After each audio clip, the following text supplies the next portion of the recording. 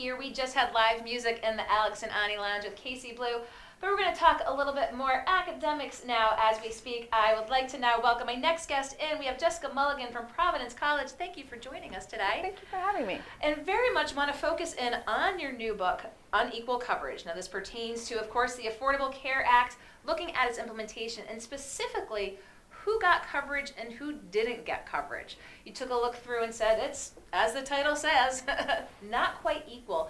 So talk with us about, from the outset, gathering the information, sort of when you did the research, but even what you saw when the ACA was being rolled out. Sure. So the book, which just came out in 2018, we're very excited about it, based on 4 years of previous research. It's actually an edited volume where we feature the work of 12 different social scientists who were mostly anthropologists, meaning we do lots of observing of people and interviewing them. So we were talking to people in 9 different states about their experiences trying to get coverage under the Affordable Care Act. So this new huge landmark legislation was passed, and we were really interested, what was the impact going to be in real people's lives? And as you mentioned, impact was not very equal, right? So for some people, this represented a tremendous benefit where they were able to gain coverage when they maybe hadn't had it for years previously. But we also talked to a lot of people who remained outside of insurance coverage, and they were increasingly bitter about that. And talk with us a little bit about that inequality, if you will, as you said, looking at all the different states and all the different perspectives.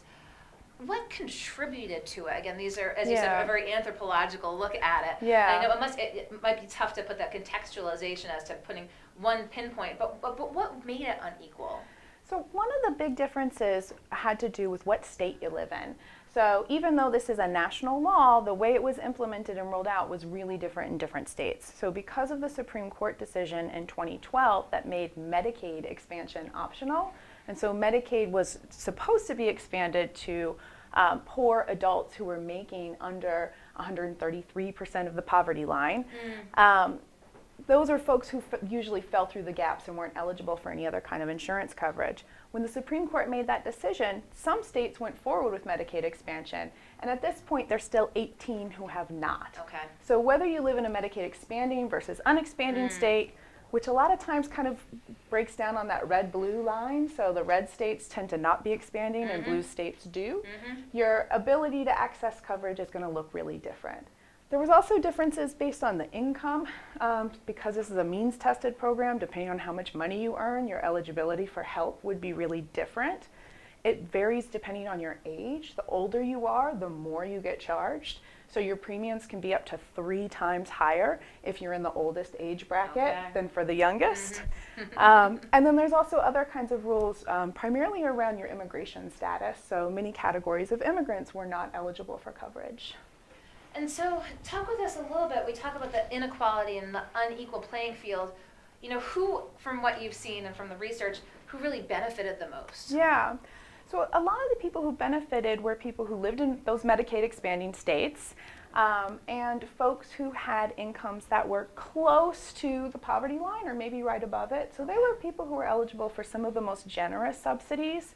People who were making even just a little bit more often found that their premiums and other kinds of cost sharing that comes with insurance, like big deductibles, were unaffordable. So even though they had access to a coverage option, they may not have been able to get the care that they needed.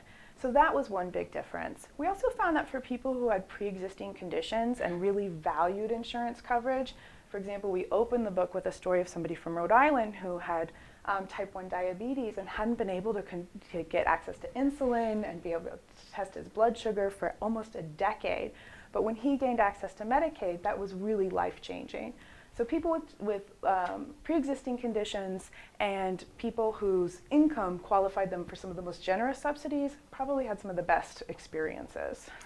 Any surprises that you might not have expected when you were looking through this and finding folks examples of how the ACA affected them? Yeah, so one of the things we were surprised by is we really kind of assumed, and remember we started this research right as the ACA is rolling out and there was so much controversy about it, we kind of assumed that was going to go away, right? We thought that this would just become a taken for granted law the way most of our other health laws have been. Even though they've been really controversial at first, Medicare, for example, was incredibly controversial. But after about 2 years, it became a sort of taken for granted entitlement. That didn't happen with the ACA, as we all know, right? It remains a political football. It does. And so we were really interested in sort of why, what explains that difference between this health law and some of the ones that came before it. Did we get any definitive answers to that question? Well, I mean, part of it, of course, has to do with the political context, right? That it became the target of so much political organizing. But I think there's also some flaws with the law that made it particularly vulnerable to attacks. And I think one of those is the fact that people had such different experiences. So there isn't one unified experience of the law, so you can always find people who have complaints or have had bad experiences, even though on the other hand, some people have had good experiences. So it makes it a pretty politically volatile kind of legislation, and one that's hard to unify people around. And so I'm assuming, taking a look here at the ACA, it was, again, the implementation of the law in place. Likely not looking at a new administration coming into office, or? Well, so we actually finished the book up in 2017, right after the election. Okay. So we had to rewrite the conclusion. So that was my question about the time frame. So the conclusion, I'm sure, completely got turned on its head. So what were you concluding prior? And then it's almost not even a conclusion. It's maybe even like, what's next? Yeah, I mean, I think initially we were trying to draw lessons learned, anticipating that there would be a new administration that would be interested in reforming the law, not necessarily one that would be interested in taking apart. Right. But I think a lot of our conclusions are still really relevant. So, a lot of the problems that people experience with the law were difficulties with the technology. So the information platform was really challenging for many people for many different reasons to make through their applications.